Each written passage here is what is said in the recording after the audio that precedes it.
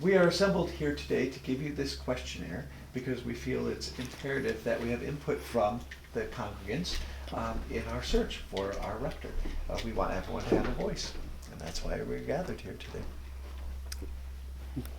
Leslie? Agreed, absolutely. I think, and maybe if you don't have thoughts today about exactly what you want to say, you can also be welcome to take the page home and fill it out and then get it back next week, or to Kitty, or to bring it to church, just so that we have everybody's ideas, thoughts. And we invite people to, if you have more thoughts, then come the next time, Wednesday evening, or our next Sunday gathering as well. Or email us, or any way you want to reach us is great. Everybody's information and input is just adding to the very serious thoughts that are invoked for the search, and make sure everybody has a comfort level with how everything is proceeding. Right. And your responses help us to generate the questions that will be asked of the people who are coming to us. That's a good point. That's a good, really Yeah. good point. Because if we see a common thread, then that's definitely something that we want to address. Yeah. How many of us were in attendance when the canon gave her presentation last month? And I wanted As that presentation relates to the search, what are people's thoughts? Did that presentation incite any particular thoughts, any additional ideas? That is where we came up with these three very general questions. What do you think of St. Christopher now? What is something that you think, or a problem that you perceive of it, or something you want to see changed? And what are you looking for in a future rector? I think that conversation prompted these three very general questions. Which is, I think, is good, because what I understood was there were going to be 100 questions originally. We had a list of questions that were given to us, or we found, and there were hundreds of them, and some of them repetitive. And we broke into small groups and tried to come up with several that we thought would be most pertinent. But we really want to get feedback from this to drive our questions. And these are questions for the parishioner, but also for the people that we're going to be interviewing or that the search is for, to make sure the fit is very cohesive. Mm-hmm. Right. And at this time, we don't have names yet. We have not been given a slate of people. The bishop and, gosh, I always forget her. Jesse. Jesse Canon are to the ordinary. going to be vetting some people because they have in mind, they know the church very well, and they have some people who they think would be very good for us. So they'll probably be sending them our way first. So you've received an indication they have some people in mind right now. It has been indicated, even at the meeting that we had earlier, that because other parishes have been looking, so Right. they have There's a pool. There's a pool of I people that may just not have fit their congregation. Right. And Wonderful. they know this parish very well. They do, and this is what we did the last time for Mother Ann. The bishop and his canon basically did the work. Percy Grant and Mark Hollingsworth guided us to Ann Kidder. They knew her. They knew her from previous knowledge, and I think that was a wonderful decision for us. And I have great faith that our current bishop and her canon will do the same and do very well for us. Otherwise, we go through a very lengthy process. Correct. And we wind up, the search committee, not me, but the search committee winds up interviewing a lot of candidates that may not go very far. Right. But we do have to be realistic. We've been told the way the world is today, there aren't as many candidates out there as one might like, hope for. So therefore, having somebody help to guide us with the bishop and with Jesse, I think is going to be fantastic, because they do know this church, and they really Very supportive of very this supportive of church, this yes. church. And the fact And that us there were as a 4 group. other churches very close to us, all looking for rectors at the same time. So will they reach out to will people in California and Utah and all actually know that Correct. The answer is yes. Yes. This is a Within national the search. system. If we wanted to look at, someone brought up the fact that, there are International. thriving churches in the other parts of the world, and do Yeah. you go, Yeah. world? Yeah. I mean, the African Episcopal Church is growing the fastest, I believe. I heard that in the continent of Africa is Right. growing the fastest. Larry, I assume, correct me if my assumption is wrong, that you're going to give Jesse, the canon, all the feedback from these meetings and from these questionnaires? Correct. We're going to find some common threads to these questions and then send them on to them. Yeah. Okay. She's very on top of the progress on many levels. Even the rectory, she's, requesting pictures and updates and, on the surveys and how the congregation feels. So their hands are looking at the total picture. Right. And that profile we put together will, because the candidates will know as much about us as we know about them. It's a two-way street. They're not coming into this blindly. So they, obviously, if they've looked at the profile and they've been told by the bishop and the canon what we're like, they have an interest already. So we're not just blindly, someone who doesn't want to be here. Right, Their commitment has to be very tenfold, yes. Yes. know where they're coming.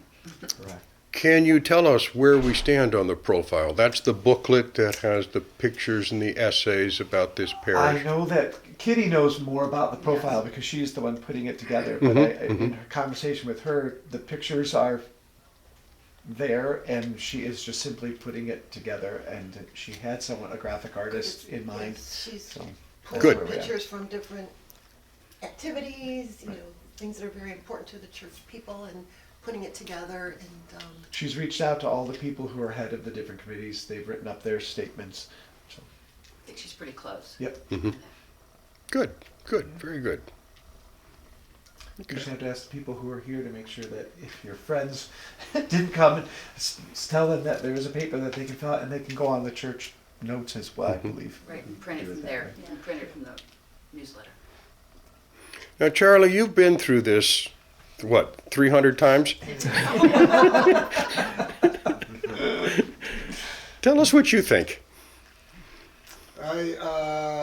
Well, it seems to me that that as part of the discussion that has taken place in past times, we've sort of emphasized some things that we need, like more young families, young kids, and things like that.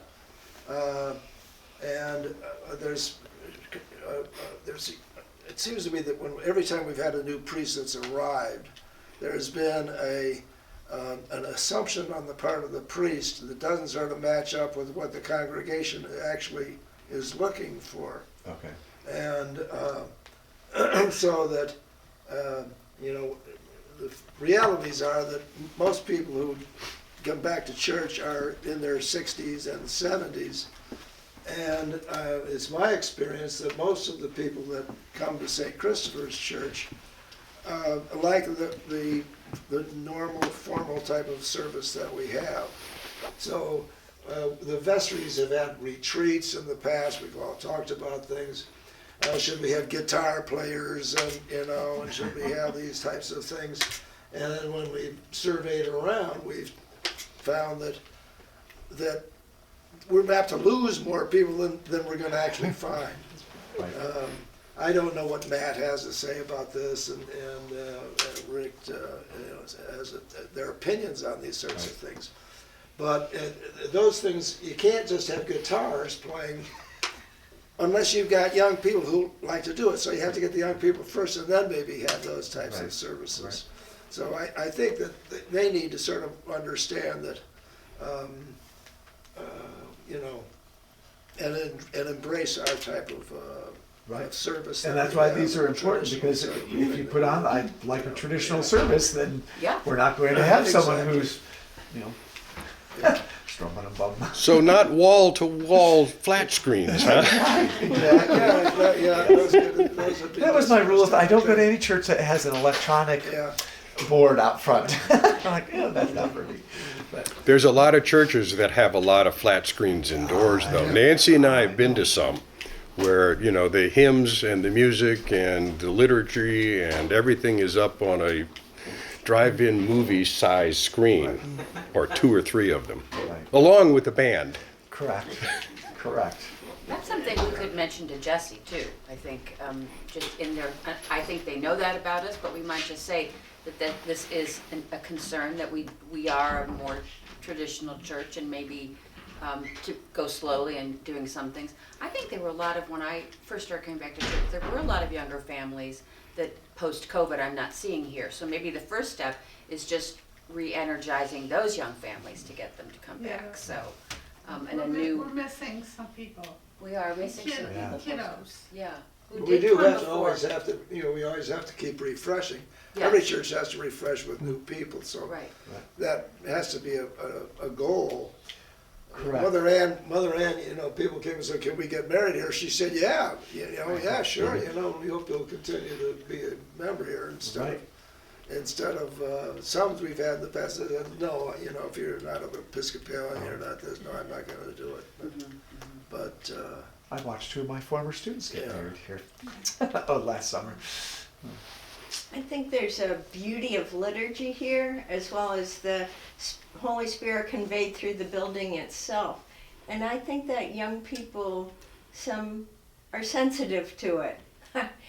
Such as Peter, who said, this is a special place, Peter Mitchell, after the Ash Wednesday service, a service of depth. And I think it's, a unique quality that we should be aware of our strengths, and that is a strength. The beauty of liturgy, which goes along with the building, the windows, the light coming in, and so forth. I have to say, as an aside, on Wednesday's evening service, my 2 sons included, there were 4 or 5 boys, young men. I said to my wife, oh my gosh, there were 5 people under 30, under 20 in the pews, and it was so nice Yeah, to see. that's It was right, really yeah. refreshing to see. And they were all young men. there Yeah. seems to be more people are coming back to church now, which is, I pulled 2 of Really my great. 3. yeah. But when you talk about bringing young people in, what draws a young person? And perhaps being creative and thinking, what draws a young person in? Yeah, by That's young right, but person, that's where the priest who is here works with the congregation, works with the vestry and creating and articulating that. So that's part of the talent of a priest, not only to run the service and stuff like, but work with the vestry and guiding your whole mission and how you go about doing that. I also think that, whoever it is needs to be, well-versed in the Episcopal tradition, its service, the ability to articulate the message like Right. Father Israel does, Mother Ann and all this, is a talent that's, Charlie, I agree with you on that point. I think for younger people, the question they have in their mind is, why should I go to church? Right. I'm so busy already. Why should I get up on a Sunday morning, the only day I really have to sleep late, and go to church? not And just young people, that happens to be people in their 80s. it is. But we don't want old people only. we need young people, and I think any church needs to address that issue. Why should I get up and go to church? 100 years ago, our culture took care of that question. Our culture said, of course you go to church, or we'll drag you there. Those days are long gone, and hopefully our next rector will have energy and ideas about how to communicate with a younger group. And I don't know necessarily how we do that. Maybe we get a TikTok account. For God forbid. But something to help younger people see the value of what I perceive as the two great assets of this community. Number one, the people, and number two, getting closer to God and understanding what our duties and obligations are as people to one another, to our society, to God, which is never taught anywhere anymore, I think. I also, working with younger people, I think they want to see they want to see the bridge between church and what church does for the greater good outside of church. And if they don't see a connection and the ability to help others or do something, they don't buy into it. That's a great point. This parish does a tremendous amount of work for people outside of this The outreach building. really has to be shown. That has to be, yeah, I think that's a really good point. And the sense of community that they feel being here is so important because the people are floundering, younger people, and they're searching for that Right. welcoming fold that this church, I think, really embodies. I think a strong thing is the most basic. In a pastor, I'm looking for someone who's really mature spiritually, out of which will come, all the other things. And I think young people will sense it as much as anyone else. It's a quality that draws people, and that spiritual maturity will naturally connect the church with a wider community, kind of like an identity with Christ with the disenfranchised of the world, an identity with Christ with all kinds of different people, and it's just primary. And if you don't have things are just a little compromised in every area. I suspect that we also, if we want to bring in some younger people, we are then going to have to keep them long-term, we are going to have to put together some sort of a school, of a program here for their children while they're here, and just sort of so that it becomes a family, Yep. lifelong connection to the church. One of the questions that we have dealt with for many years, and I think maybe should be addressed by the next rector, is the time of our services. And are those the convenient times for families to make arrangements to come? Now, in the past it was, I think, it certainly was when I was a kid, you came here early and mom and dad did whatever they did, but there was a Sunday school and all that kind of stuff before the main service at 10:15. That's always been the routine, I guess. But I think that's a question that could be considered. Is this I think that's schedule? up to the future vestry, not to the priest when he comes in. That's not his responsibility. Well, I think if people want to come at 8 o'clock and 10:15, you don't change it around because you're hoping you can attract another 2 or 3 younger families. no, I know what you're saying, Charlie. I agree that it is a parish decision, not just the priest decision, but I think it's a combination of both the priest and the parish make that decision. It's just one of many questions, I mean, I could come up with 100 questions too. Well, I don't think we need to, when we had that meeting down there where people put all those little buttons all Yep. around, this is not like some parts of a church that's struggling. Right. No. The fact of the matter is that things are going along extremely well, and we don't need to say, well, we got to change a whole lot of things around. What we want to do is maintain the momentum that you have, and then hopefully that attracts. Yeah, and that's just what she was talking about, The danger of a stable parish is it's unchanging. But you don't want to start wholesale changing anything, because that doesn't work either. Well, it runs into this pushback. That's what happened Yep. before. Yeah. Yeah, that's what I was thinking about the pushback.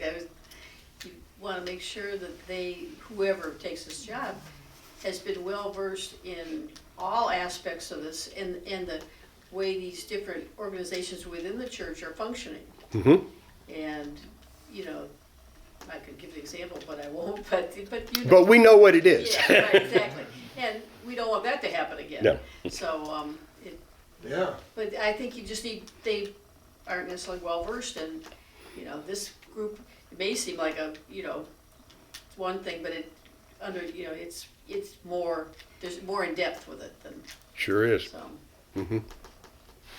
Charlie, may I ask you what time it is? I have 8:30, but it's really 9:30. I have to excuse myself to go to choir practice. Yes. Or I'll have someone not happy with me. All right. If you just want to put everything in that bag, I'll grab the bag when I come back. Right. Thank you, I Larry. need to get that thing off me. I told you, my witness protection, I thought it's not working. I'm doing. Thank All you, right, everyone. class, any other thoughts or comments? All right, turn in your answers to the questions. We'll fill up mine. Thank you all. Thank you. Thank you. Thank you, thank you, thank you. Okay,